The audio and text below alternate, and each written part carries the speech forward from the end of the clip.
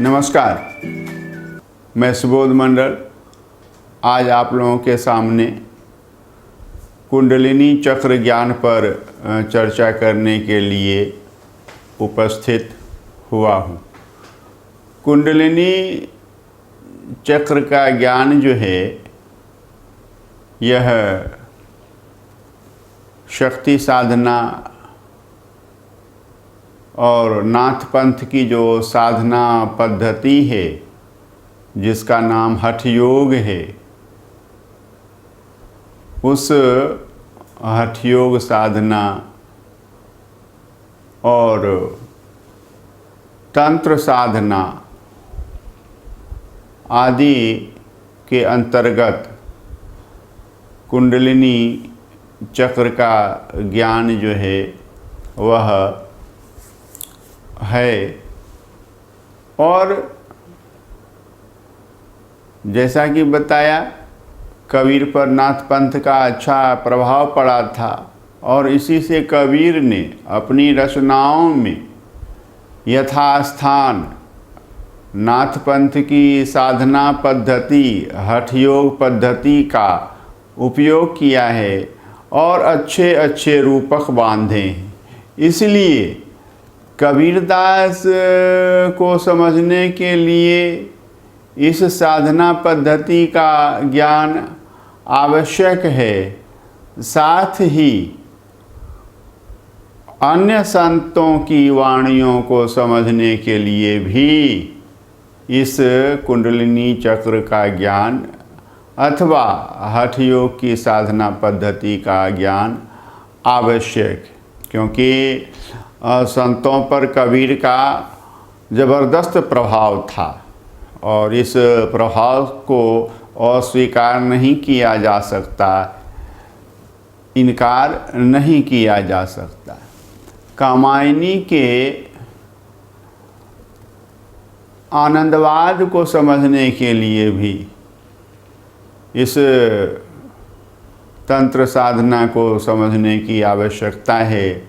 और निराला की जो बहुचर्चित कविता है राम की शक्ति पूजा, उसमें राम जहाँ शक्ति की पूजा करते हैं उस स्थल को समझने के लिए भी इस कुंडलिनी चक्र और साधना पद्धति का ज्ञान बहुत ही आवश्यक।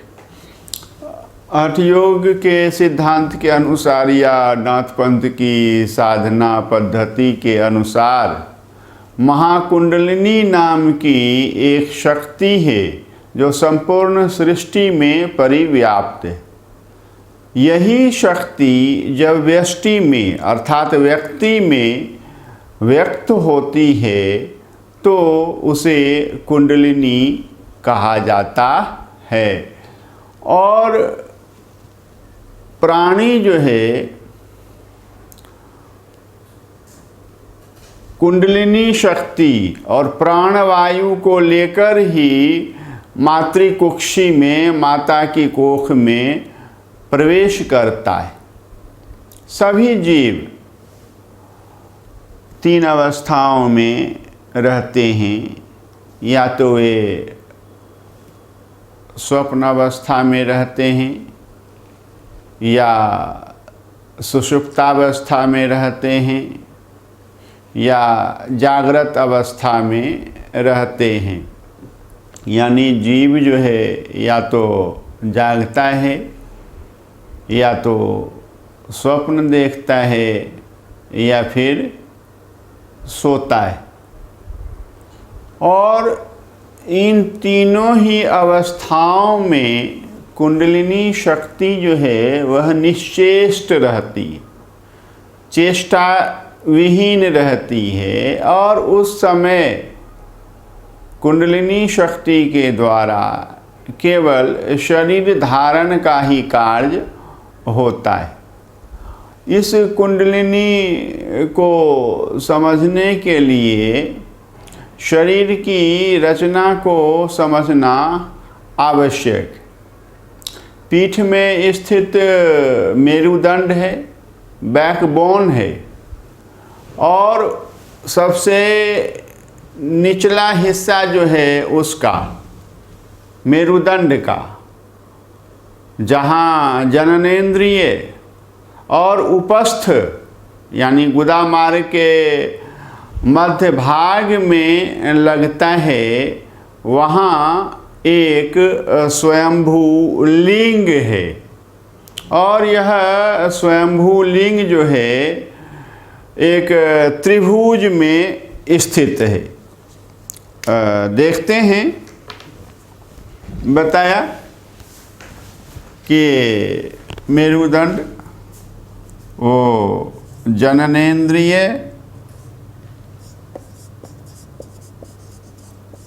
और उपस्थ मतलब गुदा मार्ग के मध्य में जहाँ मेरुदंड लगता है, तो वहाँ जो है एक स्वयंभू लिंग है।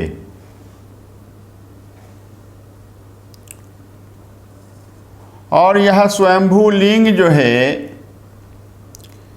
एक त्रिभुज या एक त्रिकोण में अवस्थित है।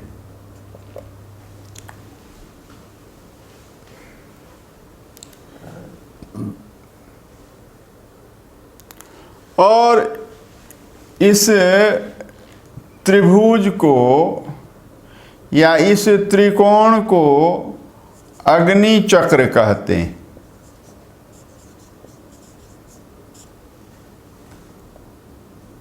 यह ध्यान में रखना है। और इस स्वयंभू लिंग को कुंडलिनी जो है सर्पिणी की भांति 3.5 वलयों या 3.5 वृत्तों में घेरे हुई है। यह देखिए,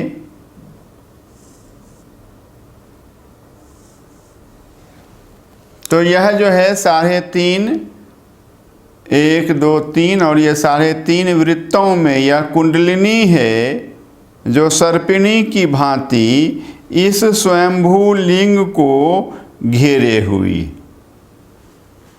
और सामान्य अवस्था में यह निश्चेष्ट परी रहती है और केवल शरीर धारण का कार्य इस समय इसके द्वारा होता है। और अब ध्यान में रखना है कि इसी के ऊपर, स्वयंभू लिंग के ऊपर 4 दलों वाला एक कमल है। ये 4 दल हैं या कमल है, इसी को मूलाधार चक्र कहते हैं।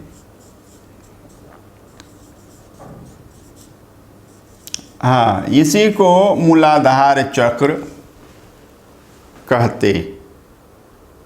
यह नहीं कि ये त्रिभुज है, त्रिकोण है, इसको अग्नि चक्र कहते। और इसमें एक स्वयंभू लिंग अवस्थित है और इस स्वयंभू लिंग को कुंडलिनी जो है 3.5 वृत्तों में या 3.5 वलयों में आवृत किए हुई है, घेरे हुई है। और इसका मुख जो है वह नीचे है, अधोमुख है। यह ध्यान में रखना है, समान अवस्था की बात। और इसके ऊपर 4 दलों का एक कमल है। इसी कमल को चक्र भी कहते हैं और इसी को मूलाधार चक्र कहते हैं। तो मूलाधार चक्र को हमने इस तरह से समझा है। मूलाधार चक्र यह पहला चक्र है। इसके बाद ऊपर बढ़ते हैं और नाभि के नीचे, नाभि के नीचे जो है वह देखिए स्वाधिष्ठान चक्र है। दूसरा चक्र वह नाभि के नीचे है और वह स्वाधिष्ठान चक्र है।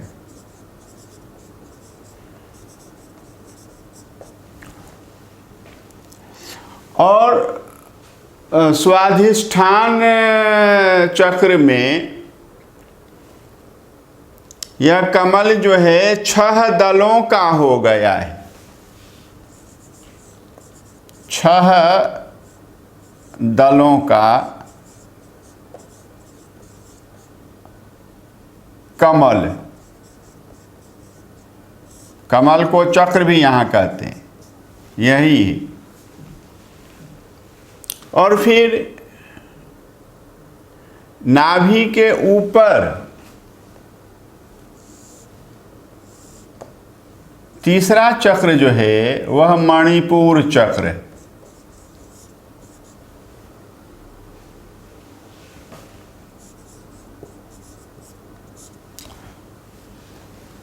मणिपुर चक्र। और इसमें जो है 10 दलों का कमल है। 10 दलों का कमल है, ध्यान में रखना है। 4 है, 6 है, 8 नहीं है, 10 है। फिर अगला जो है 12 है। और फिर इस तरह से आगे बढ़ेंगे, एक एक करके मैं समझाता चल रहा हूँ। और फिर हृदय है यहाँ, नाभि के नीचे स्वाधिष्ठान चक्र है, नाभि के पास ही नाभि के नीचे स्वाधिष्ठान चक्र है, 6 दलों का कमल है और इसी को स्वाधिष्ठान चक्र कहते हैं। और नाभि के ऊपर मणिपुर चक्र है, यहाँ 10 दलों का कमल है। उसके बाद हृदय के पास चौथा चक्र जो है वह अनाहत चक्र है। अनाहत, जो आहत नहीं हुआ है, आहत नहीं होता है, अनाहत चक्र है। इसी को अनहद चक्र भी कहते हैं।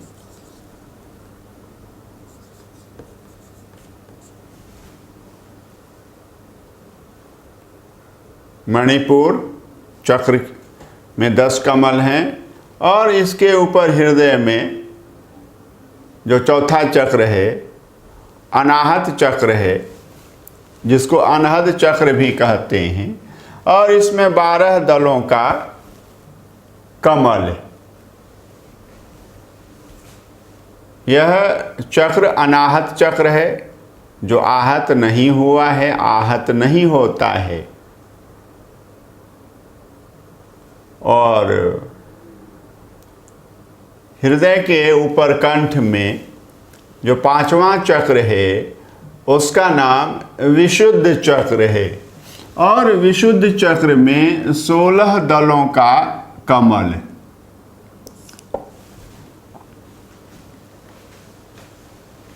ये 5 चक्र हुए। उसके बाद भ्रिकुटी के मध्य में,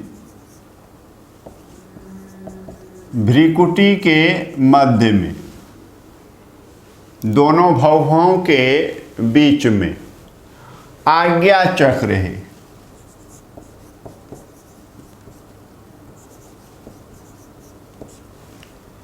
और आज्ञा चक्र में 2 ही दल वाले कमल, 2 ही दल वाला कमल। तो यह 6 जो हैं चक्र हुए। मूलाधार चक्र, स्वाधिष्ठान चक्र, तीसरा मणिपुर चक्र, चौथा अनाहत चक्र, 5वां विशुद्ध चक्र और 6ठा जो है यह आज्ञा चक्र, जिसमें 2 ही दल हैं। और 7वां चक्र जो है वह मस्तक के मध्य में है, ललाट के मध्य में, भाल के मध्य में। 7वां चक्र और ये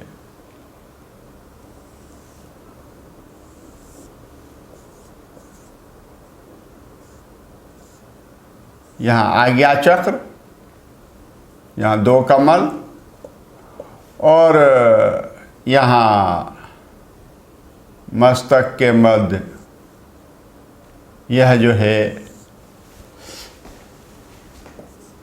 सहस्रार चक्र है, या इसको शून्य चक्र भी कहते।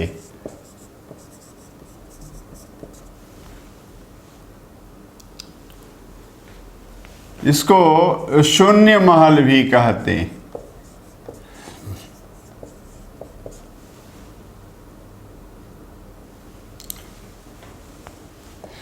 इसी को कबीरदास कैलाश भी कहते।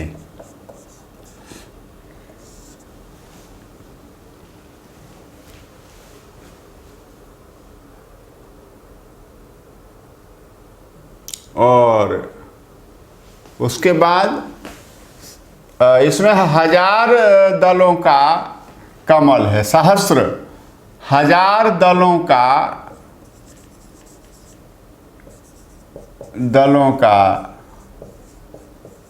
कमल है।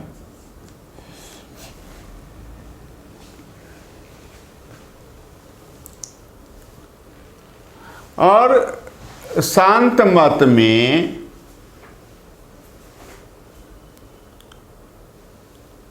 मत में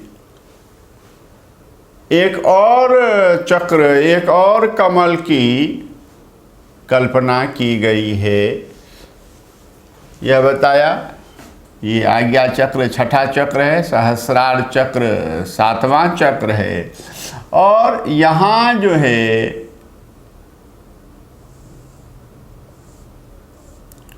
ये देखेंगे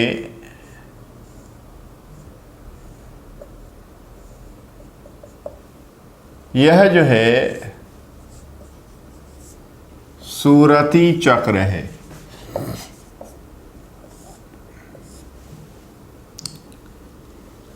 या सूरती कमल।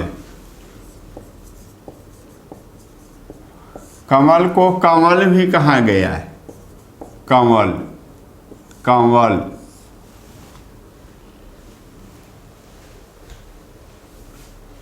तो ये 8 चक्र हुए। अब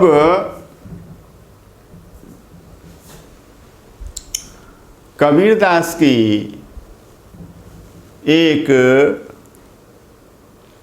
बड़ी ही प्रसिद्ध रचना है, झीनी झीनी बीनी चदरिया। झीनी झीनी बीनी चदरिया, काहे के ताना काहे के भरनी, कौन तार से बीनी चदरिया। इंगला पिंगला ताना भरनी, सुखमन तार से बीनी चदरिया। 8 कमल 10 चरखा डोले, 5 तत्व गुण तीनी चदरिया। तो 8 कमल, यही 8 चक्र।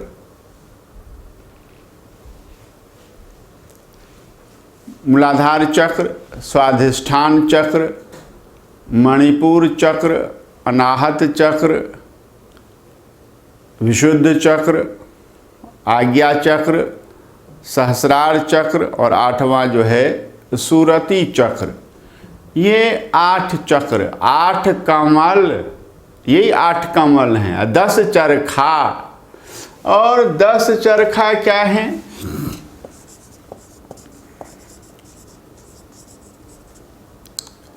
ये 5 ज्ञानेंद्रियां हैं,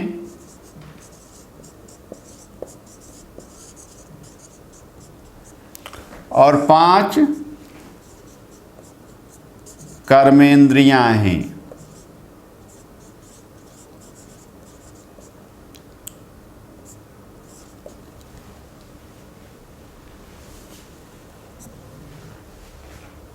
पांच ज्ञानेंद्रियां और 5 कर्मेंद्रियां, ये दोनों मिलकर के 10 चरखा। और 5 ज्ञानेंद्रियों में आँख, कान, नाक, जिह्वा और त्वचा, ये, और जिनसे हमें अनुभूति प्राप्त होती है, अनुभव प्राप्त होता है। और 5 कर्मेंद्रियां आप जानते हैं, बताने की आवश्यकता नहीं है। तो ये 10 चरखा, 8 कमल 10 चरखा डोले, 5 तत्व, 5 तत्व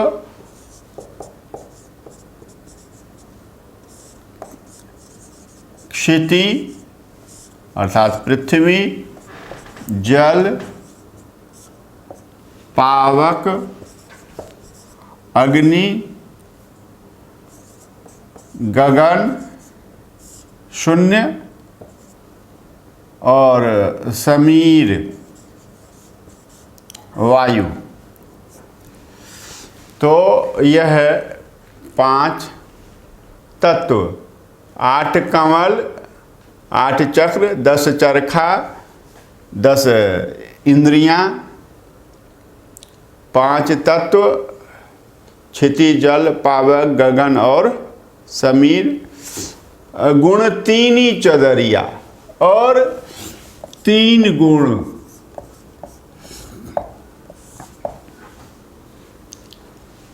और ये 3 गुण हैं सत्व गुण, रज गुण और तम गुण। इन्हीं 3 गुणों के सम्मिश्रण से इस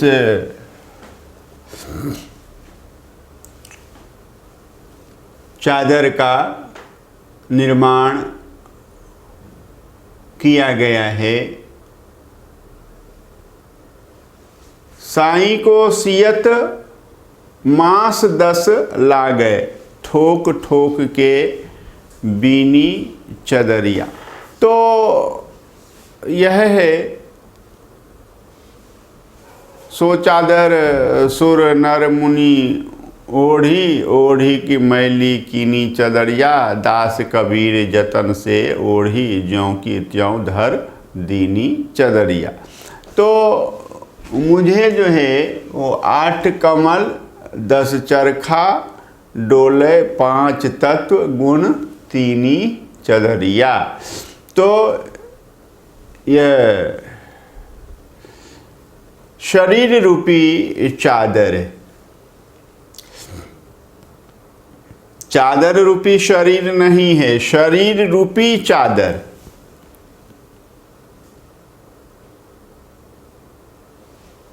यह ध्यान में रखना। तो हम जब तक इन चक्रों को नहीं समझेंगे तब तक जो है हम आगे नहीं बढ़ सकते हैं। अगले दिन हम इस चर्चा को आगे बढ़ाएंगे। बहुत बहुत धन्यवाद।